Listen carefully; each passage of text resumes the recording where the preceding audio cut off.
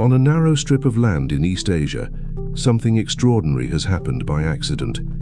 There are more landmines here than almost anywhere else on Earth.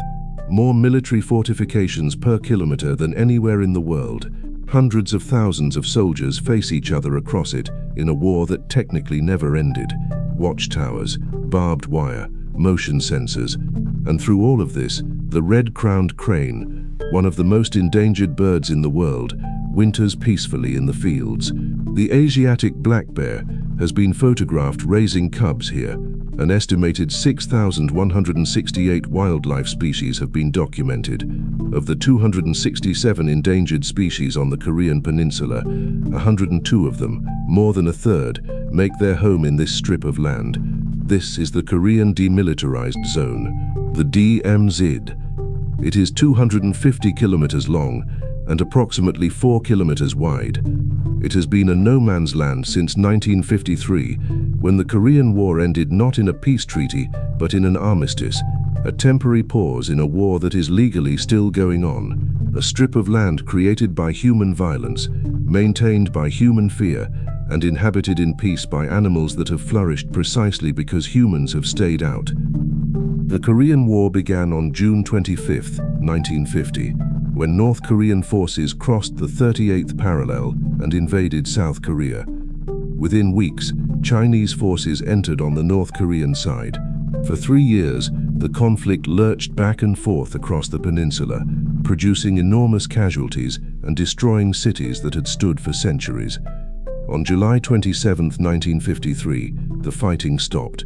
An armistice was signed between the United Nations Command and the North Korean and Chinese forces, but South Korea refused to sign. President Syngman Rhee opposed any settlement that did not unify the peninsula. No peace treaty was ever negotiated.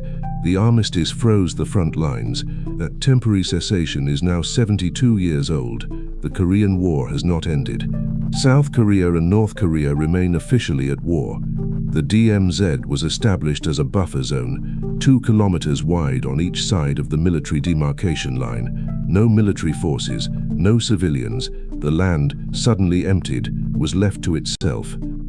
The Korean DMZ is one of the most heavily fortified borders in the world. On the South Korean side, bunkers and anti-tank obstacles extend for kilometers. The South Korean and United States military maintain detailed targeting plans for North Korean artillery, airfields, and command centers.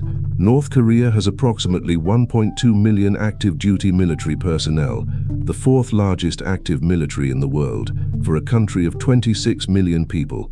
North Korean artillery positioned within range of Seoul, 57 kilometers from the DMZ, could fire tens of thousands of rounds into the capital within minutes of an order.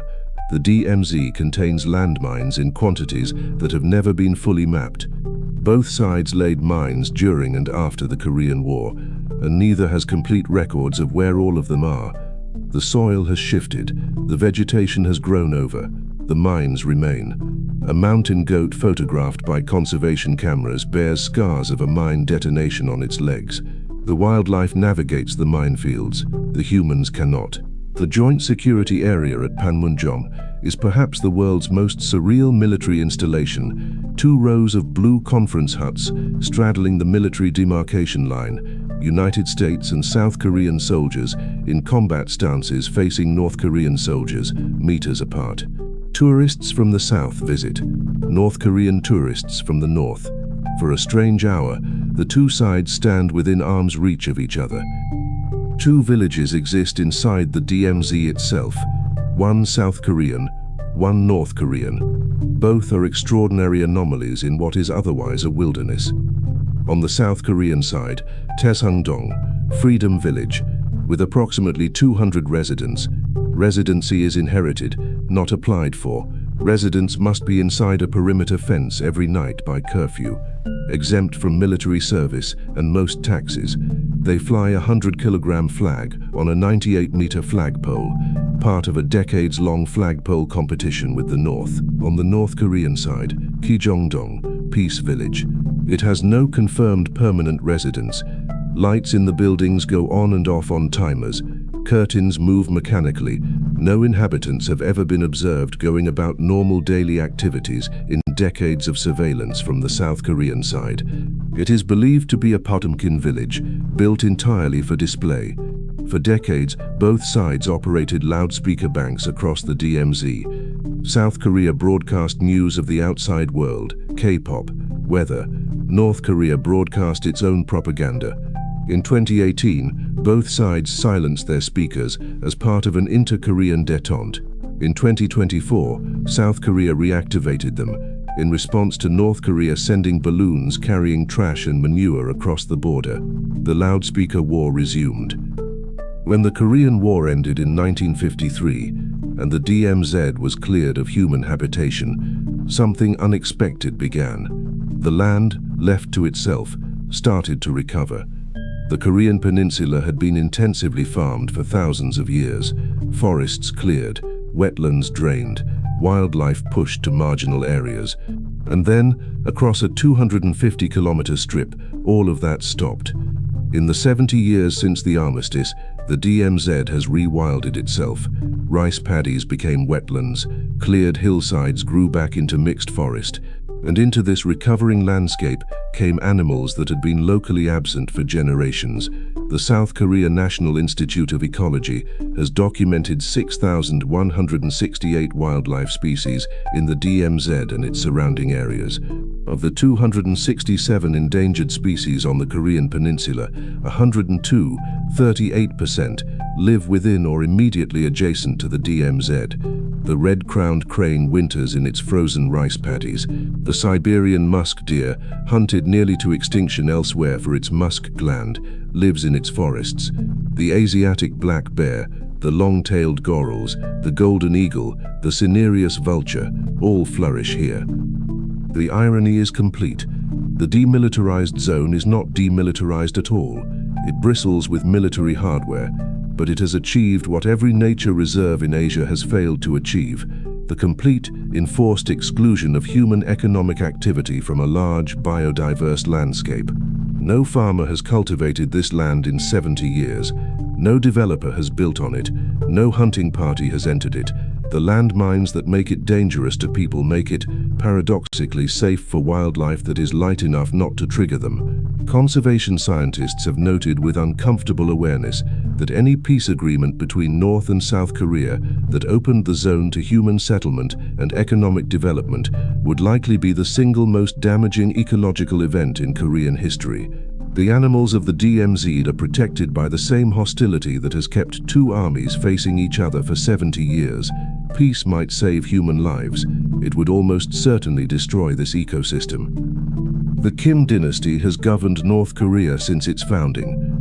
The regime's legitimacy rests on a specific narrative. North Korea is a heroic state, permanently besieged by American imperialism, whose survival requires absolute loyalty to the leadership and total mobilization for defense.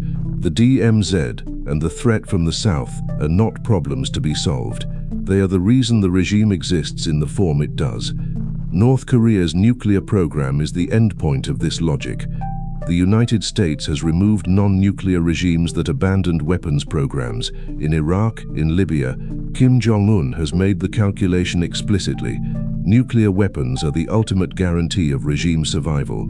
With a credible nuclear capability, no one can threaten Pyongyang with the kind of regime change the United States has conducted elsewhere. The cost is borne by the population. An estimated 45% of government spending goes to the military. Food insecurity is widespread. International sanctions have further constrained the economy. North Korea receives Chinese support. China does not want a collapsed North Korean state, creating a refugee crisis on its border, nor a unified United States-allied Korea adjacent to Chinese territory. The Korean DMZ has been the subject of more diplomatic initiatives that ultimately led nowhere than perhaps any other conflict in the world. The 1994 agreed framework.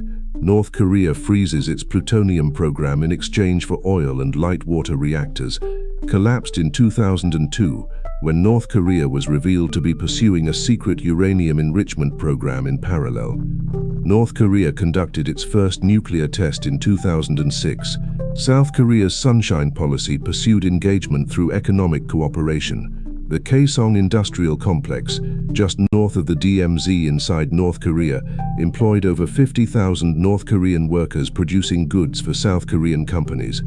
It was a direct, quiet connection between the two economies, people from both sides of a war working together every day.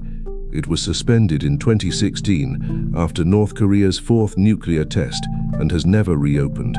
In 2018, Kim Jong-un became the first North Korean leader to step across the military demarcation line since the war. Donald Trump became the first sitting United States president to meet a North Korean leader. In February 2019, their Hanoi summit collapsed. North Korea wanted sanctions relief. The United States wanted denuclearization commitments first. Neither moved. The process stalled. It has not meaningfully resumed. The Korean demilitarized zone is the result of a failure to end a war, a failure to make peace, a failure of two nations to resolve how to share a peninsula that has been Korean for 5,000 years.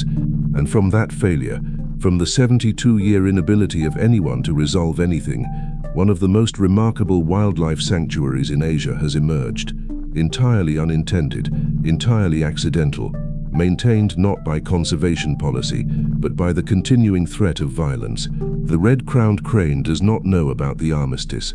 The Asiatic black bear raising cubs in the mountain sector has not read the military contingency plans.